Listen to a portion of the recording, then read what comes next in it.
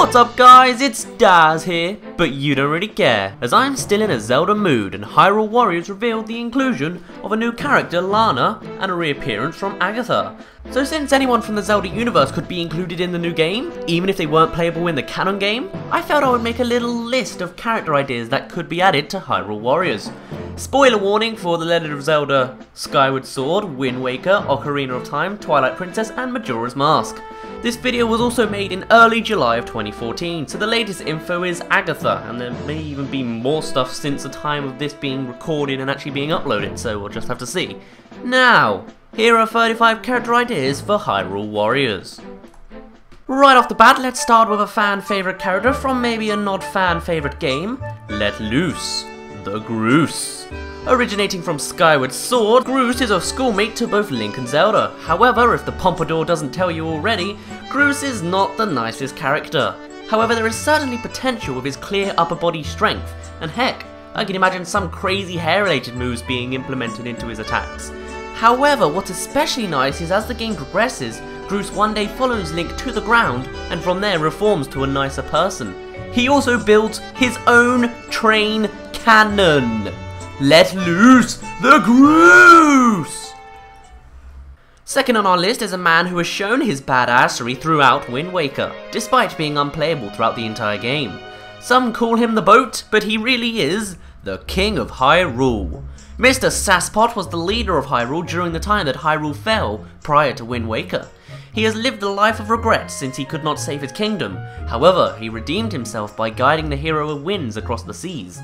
When the final battle against Ganondorf came by, the king defied Ganondorf in the most dramatic way possible.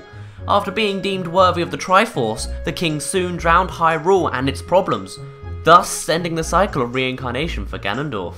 As a playable character in Hyrule Warriors, imagine what kind of powers he could hold.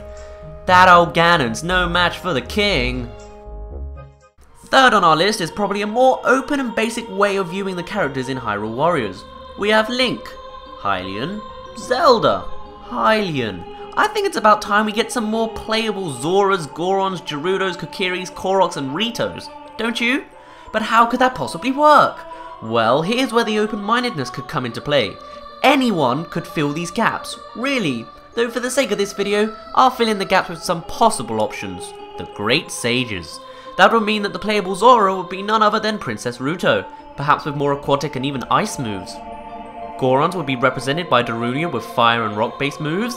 Gerudos could simply be represented by Nabooru with dual wielded swords and slash attacks. What's left? Well, Wind Waker also has two new species, Koroks and Ritos. Sage-wise, they could simply be Makar and Medley, who perhaps fight with their respective instruments. Nothing like frantic violin strokes to defeat your enemies, right? Kokiri could simply be Saria, with grassy or even ocarina based moves, and actually on the subject of Saria, I also thought of the idea of the Great Deku Tree helping to fight, but that obviously wouldn't be possible since he is immobile. Unless Saria has a single move that erects the Great Deku Tree in front of her to smash any enemies nearby. It worked for the moon, right? Just a thought. The Great Deku Tree could also simply be an area for the war to take place. And that's 6 ideas alone for the sages. But remember, there are different sages in different games. Not to mention, something like a Zora could be represented by any Zora in-game. It could be Mikau or Prince Rallis, or just a generic Zora. Speaking of Mikau, how about the different masks from Majora's Mask? The main ones at least. That would include the Deku Scrub for Dekus, Mikau for Zoras, Darmani for Gorons, and even perhaps the Fierce Deity mask. Of course, no mask-related characters would be complete without number 14 on our list, the Happy Mask Salesman. Coming from Majora's Mask, the Happy Mask Salesman is one of the more mysterious characters in the franchise. He has knowledge on something not even the player can perceive. His sporadic movements and spawning of massive organs make him seem almost unreal. Not to mention he flat out vanishes at the end of the game. I don't know, maybe he's some angel guiding Link through purgatory as he accepts his death, using masks to discover his true self and grieving and eventually accepting his death in the Lost Woods. But I'm going off topic. The Happy Mask Salesman has a thing for masks. Moveset wise, he could use these varieties of different masks to attack his enemies, perhaps even using Majora's Mask itself at times. You've met with a terrible fate, haven't you? Character 16 on our list is one who has reoccurred multiple times throughout the games, perhaps just as relatives or maybe reincarnation itself, but coming out of Ocarina of Time, Majora's Mask, Wind Waker and Twilight Princess, it is... the Postman. The Postman dedicates his entire existence to running across the lands of Hyrule delivering mail. And dedication is an understatement. This guy lives and breathes delivery, so much so that even as a clone in an entirely new world, the Postman retains his civic duties. A world where even changing species doesn't change this guy. Not to mention, he can see right through Link's wolf form. Amazing! As a playable character, the Postman could use an array of letters for his attacks. Of course, he could always just run at the enemy or something. Speaking of reoccurring characters, how about Tingle? A particular weirdo that somehow pops up again and again looking and wishing to be a fairy. Tingle has appeared in a multitude of games and wears the same green overalls. As a fighter, he could attack using his Tingle Tingle Kulu Lumpa move, also known as imaginary fairy attacks. It would also be really interesting if Tingle met up with the great fairies in Hyrule Warriors, but story elements are something I might do in another video anyway. Tingle Tingle Kulu Lumpa! And here's something that's kinda surprised me when looking at the confirmed character roster. We're missing a major character. Where's Epona? Sure, she's not humanoid, but still. Now, maybe as a standalone character, Epona might not be such a great fighter, but what if there was someone by her side? Someone who involved Epona in her attacks almost every time? Not Link, but how about Malon? Originating from Ocarina of Time, Malon could be found at Lon Lon Ranch looking after Epona, so I feel that they would be a suitable pairing. Wouldn't it be cool to be able to play as Malon and get the option to ride on Epona as transport or special moves? I just like the idea of pair fighters, like Midna and Wolf Link. Alternatively, you could also have Ilia from Twilight Princess do the fighting alongside Epona, since she also cares for her and teaches you Epona's song.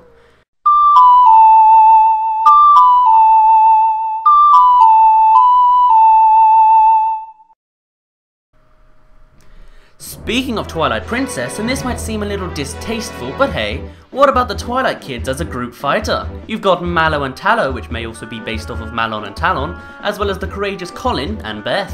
As a four, they might be a force to be feared. Especially with Tallow and his love of the wooden sword, Mallow with his size, agility and intelligence, the guy can speak and own 2 shops at the age of like 2, and Beth with her sass. Maybe also the slingshot or something like that. I think it would just be cute, but hey, maybe distasteful involving kids in a war. But then again, look at Link. He's often a child himself. Now we've hypothesized 25 characters, but no villains. Odd. Here's one for ya, Twin Rover. Originating from Ocarina, Twin Rove is a combination between 2 evil witches, Kotake and Koume, who specialize in fire and ice. As evil fighters, they can fight independently at first, before combining to boost their attacks and in general wreak havoc on the battlefield. As you can imagine, their attacks would be more fire and ice based, with some magic thrown in there too. Sorry. Now that's great and all. We've got 28 characters and counting if you include Twin Rover, Kotake and Koume as 3 characters. But we've come a long way. I think it may be time we go back to our roots. The first character we ever saw was Link. The second character? The old man in the cave. Of course, in that game there was also an old woman in the cave, so how about they both appear in Hyrule Warriors? Whether one or the other appear or they may just work as a pair, I think it would be a cool idea in general. They might simply be weird, weary old people, but they could always be powerful and magical and wise. I don't know exactly what they could do as an attack, but it's a cool idea. Maybe they just act as suppliers in the battle, giving out health potions and weapons. As playable characters, they can even act as healers or something. Of course, they don't have to be playable. They could just be side characters to help you along. Or you could also find them in a cave where they give you stuff. I just think it would be a cool throwback. It's dangerous to go alone, take this! Next up is a character I would like to see in the game, but I'm not entirely sure how that could be implemented. Kaepora Gaebora, also known as the Owl. This mysterious creature seems to always be one step ahead of you, able to defy time itself at times. As a playable character, I struggle to see how they can be controlled, since they're an owl. Maybe they can act as a supporting character of some kind. Considering their reappearance in multiple games, I at least think it grants them a good chance of appearing. I'm just not certain how. Hoot hoot. And now I have one more character to include who has appeared again and again. Perhaps as another supply to the character of Hyrule Warriors, it's... No! Beetle! Beetle is the common shop owner throughout some Zelda games, and is probably the politest character in the franchise. But what's also odd is that he speaks the most English out of anyone in the Zelda series. Not sure how that would help in Hyrule Warriors though. As a playable character, Beetle could attack with a variety of miscellaneous items, or just drop his airship from Skyward Sword on top of them. Look at the dedication Beetle has! That stamina is certainly valuable in a war of this scale. Thank you! Bye! And next up I have 4 more characters. These characters are based off of the inclusion of Agatha, since she is literally just a creepy optional girl who you collect bugs for in Twilight Princess. First off, from Twilight Princess we have Fire. He is the ironically depressed clown who is in charge of a massive cannon, which allows you to play the Cuckoo flying game, or takes you to the Lanayru desert if you play your cards right. Despite the fact he doesn't do much else, what he does do is crank this lever. Not to mention, the guy has a freaking cannon! Next up from Wind Waker we have the teacher of Windfall Island. She also doesn't do much. However, she does have to handle the kids outside who have formed some kind of gang. As a side quest, she tasks you with collecting joy pendants, and with Agatha attacking using her bugs, perhaps the teacher can fight using joy pendants, swinging them around like lethal necklaces. She also happens to be rich and owns her own mini island, complimentary with a butler door. Door for Smash Bros! Though the more I think about it, the more I think she's too similar to Agatha, since joy pendants are shaped like butterflies. But can you think of any other characters you only do side quests for that could be included? Maybe those cursed to become Sculptular, though I'm not sure how that would work in Hyrule Warriors. And finally, we have Lineback, who honestly I don't have much knowledge of. Coming from Phantom Hourglass, Lineback owns his own steamboat and seems to have an obsession with money and riches. Very pirate-like. As a potential fighter in Hyrule Warriors, perhaps he could attack with literal money, maybe even spawning his boat to flush on screen, swiping away groups of enemies around him. Another character I know too little about, but could be helpful, is Sahasrahla, appearing in both A Link to the Past and A Link Between Worlds, acting as a guide to Link throughout the journey to save the princess.